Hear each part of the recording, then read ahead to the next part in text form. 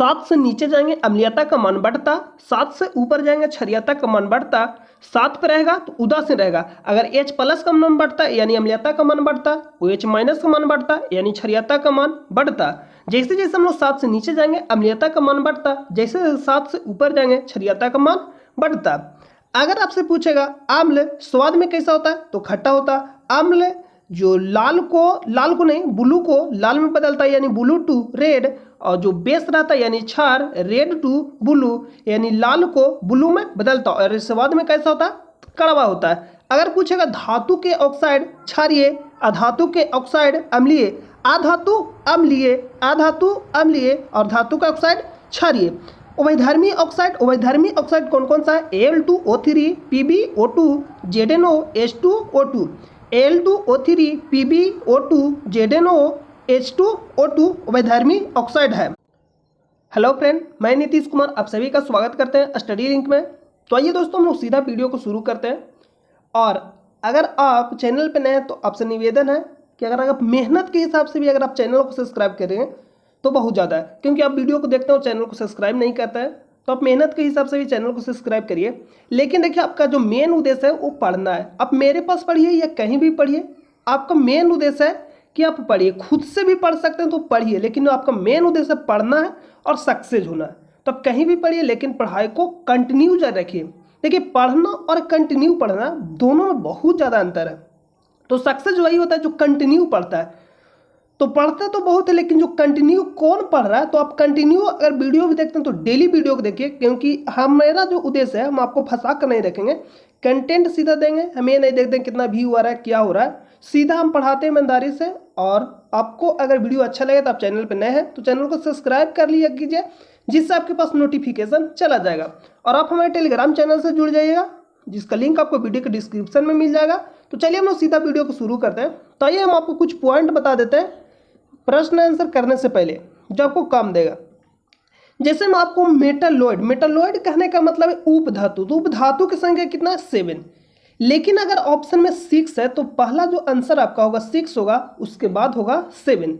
तो जो मेटालॉइड है ये देखिएगा, ये जो आपको जिग लाइन रेखा जो दिख रहा है इसको, तो आपसे पूछ देता है कि जो उपधातु है किसको अलग करता है। तो उपधातु है तो इसको बोलते हैं धातु और इसको बोलते हैं अधातु। तो जो उपधातु है धातु और अधातु को अलग करता है।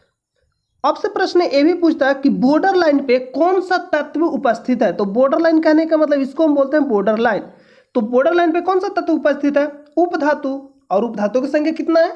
7। लेकिन अगर 6 ऑप्शन में तो जनरली 6 होता है, लेकिन क्योंकि यह पोलोनियम, तो पोलोनियम रेडियो एक्टिव तत्व है तो पोलोनियम को ऐड कर लेता है, तो यहाँ आंसर इसमें नहीं होगा। अगर ऑप्शन में 6 और 7 दोनों है तो आप सबसे पहले 6 को मारिएगा। अगर 6 नहीं रहेगा तो आंसर 7 होगा, आप इसको ध्यान दीजिएगा। अब बॉर्डर लाइन तत्व पे कौन सा है? उपधातु, या इसको जिग जैग लाइन भी बोलते हैं। तो आपसे प्रश्न पूछता है कि बॉर्डर लाइन किसको अलग करता है या जिग जैग लाइन किसको अलग करता है, इस पे कौन सा धातु है? ये आपको याद रखना। एक जो आप देख सकते हैं, और एक जो आपको याद रखना है, हम आपको बताए थे कि पहला वर्ग और दूसरा वर्ग, और ये आपका हो जाएगा 7th और 8, यानी पहला दूसरा और लास्ट अंतिम वाला 7th वर्ग और 18 नंबर, यानी 17वां वर्ग और 18वां वर्ग। आपको ये दोनों चारों याद रखना बहुत ज़्यादा जरूरी है। यहीं से प्रश्न पूछेगा, और किस तरह से प्रश्न पूछेगा तो अभी हम आपको प्रश्न कराएंगे तो आपको समझ में आ जाएगा। तो इसमें आपसे पूछेगा, इसको हम बोलते हैं क्षारीय धातु, क्षारीय धातु। सेकेंड वाले को बोलते हैं क्षारीय मृदा धातु, क्षारीय मृदा धातु। और इसको हम बोलते हैं, तो इसको सेकेंड ए भी बोलते हैं, इसको सेकेंड ए भी बोला जाता है। इसको फर्स्ट ए हो जाएगा और इसको सेकेंड ए भी बोला जाता है, और इसको 7th ए भी बोला जाता है। तब कन्फ्यूज नहीं करेगा, 7th ए भी इसको बोला जाता है, इसको और इसको 8 ए भी बोला जाता है। या वर्ग 17 बोलेगा या वर्ग 18 बोलेगा, और वर्ग पहला और वर्ग दूसरा, आपको इसको याद रखना। इसको बोलते हैं हैलोजन, हैलोजन। तो आपको इतना वर्ग के सभी तत्व को आपको याद रखना है और परमाणु संख्या भी आपको याद रखना है। अगर आप कुछ ज़्यादा नहीं याद रख सकते तो आप दोनों चारों वर्ग को आप याद रखें, पहला दूसरा, और 17 नंबर 18 नंबर वर्ग को जरूर आप याद रखिए, क्योंकि यही हिसाब से प्रश्न पूछेगा। और इसको बोलते हैं अक्रिय गैस, अक्रिय गैस या नोबेल गैस या निष्क्रिय गैस। तो आप इसको इतना याद रखिएगा। और ये बॉर्डर लाइन पर, कि बॉर्डर लाइन पर कौन सा तत्व होता है, बॉर्डर लाइन किसको अलग करता है, इसको जिग-जैग लाइन भी बोलते हैं। तो अब चलिए हम लोग प्रश्न पे चलते हैं। प्रश्न है कि आधुनिक आवर्त सारणी में कौन समूह के तत्वों का बाहरी कोष पूर्ण होता है। तो देखिए पहला जो प्रश्न है, तो बाहरी कोष जो पूर्ण होता है वह किसका होता है, अक्रिय गैस या निष्क्रिय गैस का, जिसको हम नोबेल गैस बोलते हैं। तो नोबेल गैस का जब पूर्ण होता है तो नोबेल गैस इसको बोलते हैं अक्रिय गैस, ए आपका हो जाएगा। इसको हम बोलते हैं नोबेल गैस, इसको क्या बोलते हैं, निष्क्रिय गैस बोलिए या नोबेल गैस बोलिए। यहां आप लिख सकते हैं निष्क्रिय गैस, निष्क्रिय गैस या नोबेल गैस, इसी को बोलते हैं नोबेल गैस। तो जो नोबेल गैस होता है कौन सा वर्ग में है, 18 नंबर वर्ग में या 8A वर्ग में है, 8A बोलिए या 18 नंबर वर्ग में बोलिए।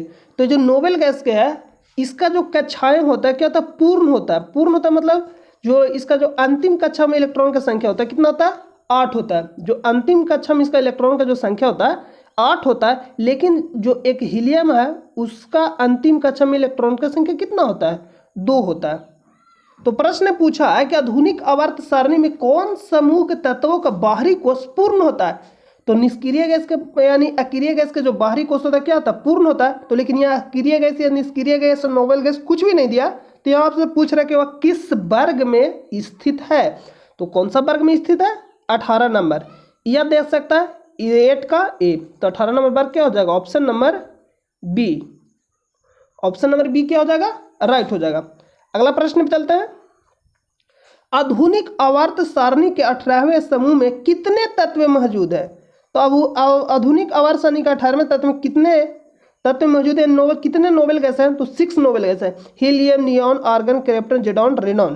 तो अब सभी का परमाणु संख्या हम आपको बोले कि वर्ग पहला और दूसरा, 7th और 8, यानी पहला वर्ग दूसरा वर्ग 7th A और 8A आपको याद रखना है, या तो पहला वर्ग दूसरा वर्ग 17वां 18वां वर्ग, इतना आपको याद रखना। आपको हम बार बार बोल रहे हैं आप इसको जरूर याद रखें, क्योंकि यहीं से आपसे प्रश्न पूछेगा और सारा प्रश्न यहाँ से आपका सोल्व हो जाएगा। सिर्फ आपको सारा कुछ याद रखना चाहिए, परमाणु संख्या और आपका ये जो है वर्ग हो जाएगा, जो आपका हो जाएगा सीरियली मतलब याद होना चाहिए, सीरियल बाय, ये आपका हो जाएगा। आधुनिक आवर्त सारणी का 18वें समूह में कितने तत्व मौजूद है, 6, ऑप्शन नंबर डी हो जाएगा। कौन कौन है, helium, neon, argon, krypton, जेडॉन, Renan. आप यहाँ देख सकते हैं 18 बार में कि helium, neon, argon, krypton, जेडॉन, Renan. तो आप इसको याद रखिएगा। अगला प्रश्न है, अधातुओं के किस गुण के कारण उनके पत्थर फाइल बनाने में आसानी होती है। धातु किस गुण के कारण चादर हम लोग बनाते हैं। तो आपको क्या बताए थे कि आघात वर्धनीय होता है, इसी कारण से हम लोग क्या चादर बनाते हैं, मतलब पत्थर बनाते हैं या फाइल विल बनाते हैं, मतलब उसको पतला करके। तो किस गुण के कारण, तन्यता के कारण नहीं, तो तन्यता के कारण हम लोग क्या बनाते हैं, तार, तार बनाते, तार बनाते, चादर, चादर। तो ऑप्शन नंबर क्या हो जाएगा, डी, राइट हो जाएगा।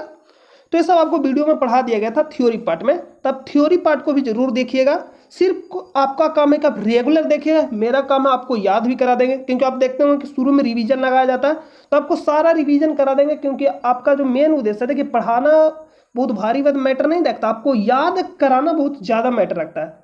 तो मेरा उद्देश्य है कि आप रेगुलर से वीडियो देखिए, क्योंकि पढ़ता तो सबको है, लेकिन रेगुलर कौन पढ़ रहा है वही सक्सेस होता है। तो आप आराम से रेगुलर पढ़िए, खुद से अगर पढ़ पाते हैं तो खुद से पढ़िए, लेकिन रेगुलर पढ़िए और सक्सेस होइए। अगला प्रश्न पे चलते हैं। अगला प्रश्न है कि 35, 53 और 85 की परमाणु संख्या के तत्व डॉट डॉट है। तो आपको बताना है कि हाइड्रोजन है, निष्क्रिय गैस है, हाइलाइट्स है, एल्काइन है, तो क्या है। तभी हम आपको बताएं कि अब आपको तो परमाणु संख्या याद रखना पड़ेगा। तो देखिए फ्लोरीन, क्लोरीन, ब्रोमीन, आयोडीन। तो आयोडीन का होता है परमाणु संख्या 53। तो आयोडीन, तो यहाँ से पता चला कि फ्लोरीन, क्लोरीन, ब्रोमीन, आयोडीन यह किस वर्ग में है, तो 17 नंबर वर्ग में, यानी 7th के ए वर्ग में। और इसको हम लोग क्या बोलते हैं, हाइड्रोजन बोलते हैं। तो यहाँ सही क्या हो जाएगा ऑप्शन, ऑप्शन नंबर ए सही हो जाएगा, हैलोजन। अगला प्रश्न पे चलते हैं। अगला प्रश्न, निम्न में से विषम का चयन कीजिए। निम्न में से विषम का चयन करना मतलब अलग कौन है, विषम का चयन करना। निम्न में विषम का चयन कीजिए, इसको विषम को अलग करना कि निम्न में विषम को अलग कीजिए। तो आप यहाँ ध्यान से देखिए, सिलिकॉन उपधातु, जर्मेनियम उपधातु। कभी कभी उपधातु में आर्सेनिक को भी ले लेता है, लेकिन आर्सेनिक आप ध्यान से देखिएगा, जो आर्सेनिक है, आर्सेनिक यहाँ देखिएगा आर्सेनिक, तो आर्सेनिक भी उपधातु देखिए, ए हो जाएगा, बी हो जाएगा, ऐसा हो जाएगा, ब्रॉन हो जाएगा, यहाँ से हो जाएगा ई, ऐसा हो जाएगा, एस हो जाएगा, जर्मेनियम हो जाएगा। ये सब क्या है, उपधातु है। तो सिलिकॉन हो जाएगा, जर्मेनियम, आर्सेनिक, ये सब क्या उपधातु है। लेकिन जो फास्फोरस है, अब देखिए उपधातु में नहीं है, फास्फोरस यहाँ क्या है, अधातु में। तो इसमें से अलग कौन है, ऑप्शन नंबर डी, अलग को चुनना। बाकी जो सभी है क्या है, उपधातु, उपधातु। और जो फास्फोरस क्या है, अधातु, अधातु। तो आई होप कि आपको यहां तक समझ में आ गया होगा। अगला प्रश्न पे चलते हैं। तरल अवस्था में पाई जाने वाली अधातु कौन सा, तो आपको बताए थे, अगर आपसे पूछता है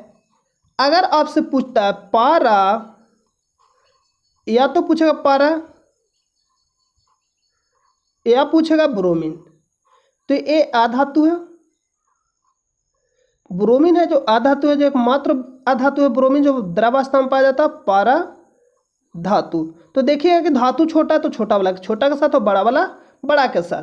तो यहाँ पूछा अधातु, तो ब्रोमीन हो जाएगा ऑप्शन नंबर डी। अगला है कि चौथे आवर्त और दूसरे समूह में मौजूद तत्व है। चौथे आवर्त और दूसरे समूह में, तो आइए हम आपको यहाँ समझाते हैं। चौथे आवर्त और दूसरे समूह में, चौथे आवर्त, तो आवर्त बोले तो इस तरह से बढ़ता आगे, तो चौथे आवर्त कहने का मतलब इस वाले में, और दूसरे समूह कहने का मतलब सेवेंथ ए यानी सेकेंड का ए यानी दूसरे समूह यानी इस वाले समूह में इसको। तो यहाँ से इधर जाइएगा, देखिए यहाँ से हम लोग इधर बढ़ते हैं और ऊपर से नीचे आते हैं, तो कहाँ जाके मिलेंगे, तब देखिए कि यहाँ सब यहाँ आएगा तो कैल्शियम पे जाकर दोनों मिल जाएगा।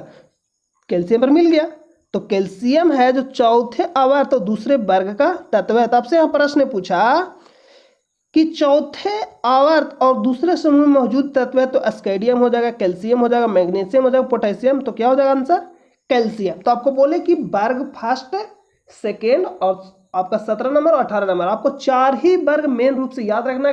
परमाणु संख्या भी याद होना चाहिए और उसका एटॉमिक वेट, मतलब सारा कुछ याद होना चाहिए।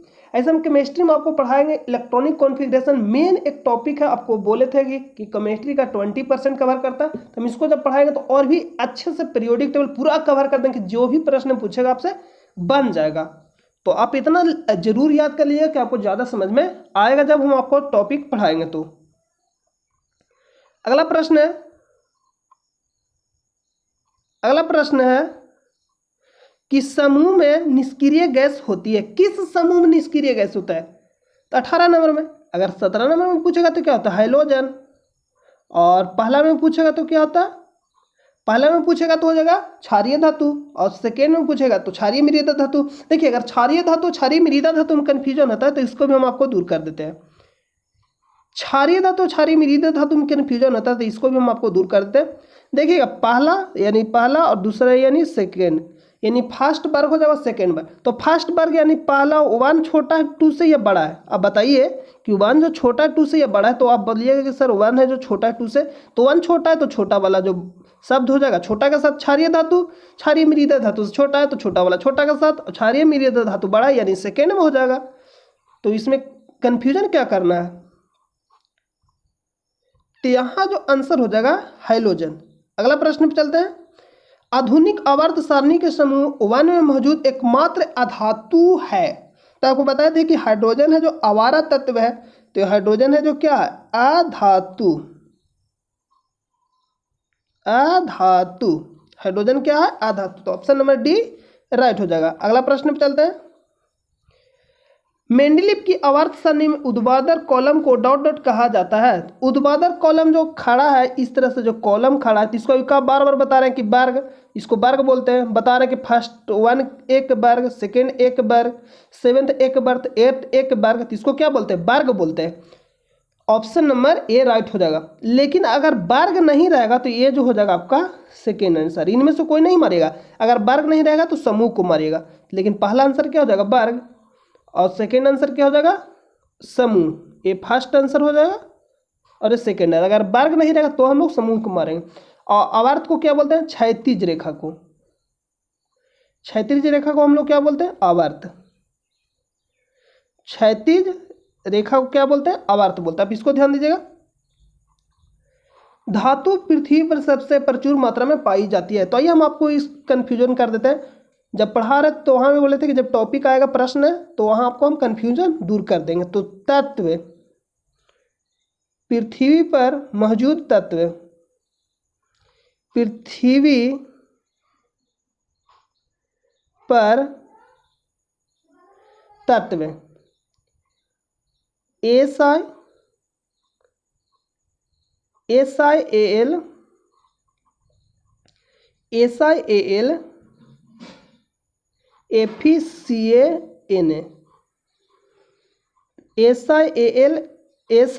SiAl, FeCaNa। देखिए हमको लिख दे रहे हैं यहाँ SiAl, FeCa और Na। तो इसमें आपसे क्या क्या प्रश्न पूछेगा? सिलिकॉन, तो सिलिकॉन देखिएगा कि उपधातु है, अधातु है। ये सिलिकॉन उपधातु है। उपधातु एल्युमिनियम धातु, एल्युमिनियम धातु और लोहा, लोहा धातु हो जाएगा। कैल्शियम भी धातु हो जाएगा। Sodium SiAl, FeCaNa, SiAl, FeCaNa, calcium, इतना हो जाएगा। तो आपसे क्या क्या प्रश्न यहां से पूछेगा?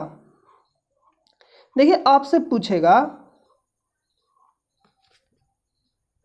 SiAl, FeCaNa, इतना हो गया। तो आपसे प्रश्न पूछेगा कि निम्नलिखित में सर्वाधिक मात्रा में कौन सा तत्व पाया जाता है? तो सिलिकॉन आंसर। क्योंकि तत्व कहने का मतलब है कि इन सभी में बात कर रहा है। तत्व कहने का मतलब है कि इन सभी में से बात कर रहा है कि सबसे ज्यादा कौन पाया जाता है। इन सभी में सबसे ज्यादा कौन पाया जाता है? तो सिलिकॉन। तो सिलिकॉन तत्व है। लेकिन अगर आपसे पूछेगा कि सर्वाधिक मात्रा में पृथ्वी पर कौन सा उपधातु पाया जाता है, तो तत्व हो जाएगा। उपधातु पूछेगा तो भी क्या होगा? तत्व हो जाएगा। देखिए उपधातु को हम आपको दिखा देते हैं पीरियोडिक टेबल। SI उपधातु है, हो जाएगा। अगर आपसे पूछेगा तो क्या पूछेगा? तो उपधातु।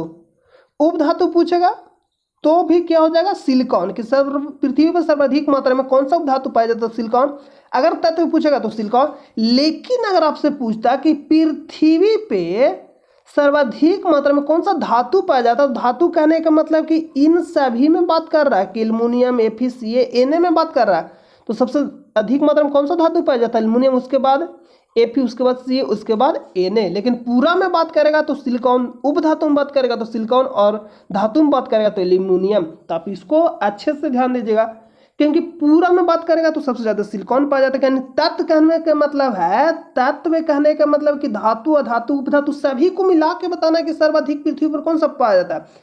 अगर आपसे पूछेगा पृथ्वी पे सर्वाधिक मात्रा में कौन सा तत्व पाया जाता है, तो इसका कहने का मतलब है कि धातु भी उसमें आता है, अधातु भी आता है और उपधातु भी आता है। तो सभी में से आपको बताना है कि सर्वाधिक कौन सा पाया जाता है। लेकिन अगर मेंशन कर देता है उपधातु, तो उपधातु में सिलिकॉन हो जाएगा। धातु में हो जाएगा तो सर्वाधिक एल्युमिनियम हो जाएगा। और सभी में क्या हो जाएगा? सभी में भी सिलिकॉन हो जाएगा। तो आप इसको ध्यान दीजिएगा। तो यहाँ प्रश्न पूछ, धातु पृथ्वी पर सबसे प्रचुर मात्रा में पाई जाती है, तो एल्युमिनियम। एल्युमिनियम अगर ऑप्शन नहीं रहता तो उसके बाद क्या हो जाएगा? Fe, लोहा। अगला प्रश्न पे चलते हैं। निम्नलिखित तीन तत्वों में से किसका सबसे बाहरी शेल भरा है, तभी तो आपको पता है कि बाहरी शेल किसका भरा रहता है, निष्क्रिय गैस का, नोबेल गैस का। तो ऑप्शन नंबर डी हो जाए, helium, neon, argon, krypton, जेडॉन, Renan. अगला प्रश्न पे चलते हैं। आधुनिक आवर्त सारणी में जिगजैग रेखाएं डॉट को अलग करती है, तभी आपको बताया कि जिगजैग रेखाएं किसको अलग करती है, धातु को अधातु से, धातु से अधातु को, मतलब धातु से अधातु को अलग करता है, मतलब धातु अधातु को अलग करता है जिगजैग रेखा। और जिगजैग रेखा पे कौन सा तत्व है उपस्थित है, मतलब कौन सा तत्व है, तो उपधातु। अब इसको भी ध्यान देना, तो ऑप्शन नंबर सी राइट हो जाएगा। अगला प्रश्न है कि निम्नलिखित में सही कथन का चयन करें। सही कथन का आपको चयन करना, सही कथन का चयन करें। एस्केडियन सबसे हल्की धातु, तो आपको हम थ्योरी पार्ट में पढ़ाए थे कि सबसे हल्की धातु कौन सा है, लिथियम। लिथियम बोले तो एल, तो ये तो ऑप्शन नंबर ए गलती हो गया। Cu, Au एवं As आर्सेनिक मुद्रा धातुएं हैं। तो मुद्रा धातु कौन कौन है, मुद्रा धातु में आपका हो जाएगा Ag बोले तो चांदी, Au बोले तो सोना, Cu बोले तो कॉपर। As नहीं, आर्सेनिक नहीं है, आर्सेनिक क्या है, उपधातु, ये भी गलत होगा। मुद्रा धातु पूछता, आप याद रखिए इसको तीनों कि निम्नलिखित में से कौन सा मुद्रा धातु है, ये भी आपसे प्रश्न पूछ लेगा, तो आप तीनों को याद रखिए। SeFr Ag यानी पारा, Ga और Br तरल लिक्विड तत्व है, तो लिक्विड में तो दुइये को पाया ही जाता है। धातु में पूछेगा तो पारा, अधातु में पूछेगा तो ब्रोमीन, ये तो गलती हो जाएगा ये भी। हीलियम में आयनीकरण की क्षमता अधिकतम होती है, तो जब तीन ऑप्शन गलत ही हो गया तो हमको अगर ये नहीं भी मालूम है तो ऑप्शन नंबर क्या हो जाएगा, सही हो जाएगा। तो आप इस तरह से ऑप्शन को छांटना सीखिए। मान लीजिए कि ऑप्शन नंबर आप जो चौथा दिया वो नहीं मालूम है, तो जो तीन मालूम है आप उसको करेक्ट कर सकते हैं कि सही है या गलत, तो उस तरह से भी आंसर आप निकाल सकते हैं। अगला, निम्नलिखित में से कौन सी निष्क्रिय गैस के बाहरी कक्षा में केवल 2 इलेक्ट्रॉन होते हैं। अभी आपको तुरंत बताए, जो एक हीलियम है उसी के जो बाहरी कक्षा में कितने इलेक्ट्रॉन, 2 इलेक्ट्रॉन हीलियम एकमात्र है, बाकी सभी निष्क्रिय गैस के बाहरी कक्षा में कितने इलेक्ट्रॉन होते हैं, 8, मतलब पूर्ण रूप में भरे होते हैं। अगला है, आधुनिक आवर्त सारणी में परमाणु संख्या वाले तत्व 11 से 18 में रखे जाते हैं। यहां प्रश्न बोला कि आधुनिक आवर्त सारणी में परमाणु संख्या वाले तत्व 11 से 18 में रखे जाते हैं। आवर्त सारणी में रखे मतलब किस आवर्त सारणी में रखे जाते हैं, जिनका परमाणु संख्या 11 से लेकर 18 तक है, उनको हम लोग किस आवर्त सारणी में रखते हैं। तो चलिए हम आपको इसको भी समझा देते हैं, वेरी सिंपल है। देखिए अभी हम आपको बताएं कि आपको याद क्या क्या रखना है, पहला और दूसरा 17 नंबर 18 में, यानी 7th है और 8, ये आपको इतना ही याद रखना है, इतना बोले थे। तो इसमें हम आपको बताया कि जैसे मैं बोला कि 11 से लेकर 18 तक परमाणु संख्या वाले किस आवर्त में रखे जाएंगे, तो आप देखिएगा हीलियम, तो हीलियम के जो परमाणु संख्या 3 है, तो 3 है तो इसके तो आगे आएगा। उसके बाद सोडियम देखिएगा 11 और आर्गन एयर 18, तो सोडियम और आर्गन एयर 18 इसमें है। उसके बाद बोलिए सर के पोटेशियम यानी 19। अब मान लीजिए बीच में वाला जो तत्व उसका परमाणु संख्या मुझे नहीं याद है, तो 19 अगर हो जाएगा, ये जो चौथा वर्ग में आ जाएगा, जो पोटेशियम आ जाएगा चौथा वर्ग में आ जाएगा। देखिए पहला, दूसरा, तीसरा, चौथा, तो 19 जब पोटेशियम चौथा वर्ग में आ जाएगा, तो इससे जब पहले वाला तत्व होगा 18 वाला, जो 18 वाला जो तत्व होगा कहाँ आएगा, तीसरा नंबर में, यानी वर्ग नंबर तीसरा में आएगा। जब पोटेशियम के 19 होता है, ये जब चौथा नंबर आवर्त में आ जा रहा है, तो इससे पहले जो 18 वाला होगा वो कैमा में होगा, तीसरा आवर्त में, तो यहाँ से पकड़ा जाएगा। ये सोडियम पहला देखिएगा, सोडियम 18 से लेकर सोडियम 11 से लेकर 18 तक किस वर्ग में हो, आवर्त में, तीसरा नंबर। तब 2 गो ही सिर्फ याद रखिएगा, 4 गो वर्ग, तो सारा प्रश्न आपका सोल्व हो जाएगा। तो यहाँ जो आंसर हो जाएगा क्या हो जाएगा, ऑप्शन नंबर 3, तीसरा नंबर वर्ग में। अगला प्रश्न है, आधुनिक आवर्त सारणी में है, तो आधुनिक आवर्त सारणी में 7 आवर्त है और 18 समूह। अगर वर्ग रहेगा तो वर्ग वाला मारेगा, आपको हम बताए थे अभी भी कि 7 आवर्त और 18 समूह। ऑप्शन नंबर डी राइट हो। सबसे अधिकतम तन्य धातु कौन सा है, गोल्ड, ये तो आपको थ्योरी पार्ट में भी बताए थे। अगला प्रश्न है, लिथियम, सोडियम और आर जैसे तत्व डॉट से संबंधित होते हैं, क्षारीय मृदा धातु समूह से, हैलोजन समूह से, शून्य समूह से, क्षारीय धातु समूह से। क्षारीय धातु समूह से क्षारीय मृदा धातु, देखिए यहाँ फिर से आपको ले जाना पड़ रहा है समझाने के लिए, तब यहाँ ध्यान से देखिएगा कि जो लिथियम सोडियम, तो एगो से ही आपसे पकड़ा जाएगा। सोडियम, तो सोडियम देखिए कहाँ है, तो सोडियम अभी जो आपको बताया कि क्षारीय मृत धातु, क्षारीय धातु बोलते हैं। से ए हो जाएगा, जो फर्स्ट ए को हम लोग क्या बोलते हैं, क्षारीय धातु। सेकेंड ए को क्या बोलते हैं, क्षारीय मृत धातु। पहला वाले वर्ग को बोलते हैं क्षारीय धातु, दूसरा वाले वर्ग को बोलते हैं क्षारीय मृदा धातु, और 17 नंबर वर्ग को बोलते हैं हाइड्रोजन, और 18 नंबर वर्ग को बोलते हैं निष्क्रिय गैस। आपको इतना ही तो याद रखना है।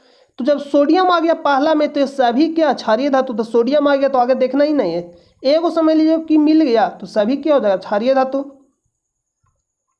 तो यहाँ पूछे गए लिथियम सोडियम और जैसे कहाँ मौजूद है, तो क्षारीय धातु में ऑप्शन नंबर डी राइट हो जाएगा। जब सोडियम स्थित है तो बाकी तीनों को देखना ही नहीं है, दो को सभी होगा। सभी जब पूछ रहा है तो सभी, जब सोडियम हो तो उसी वर्ग में होगा। एक तत्व का परमाणु क्रमांक 17 है, आधुनिक आवर्त सारणी में इसका स्थान क्या। तो क्रमांक 17, इसका कहने का मतलब है क्रमांक 17 तो कहाँ स्थित है।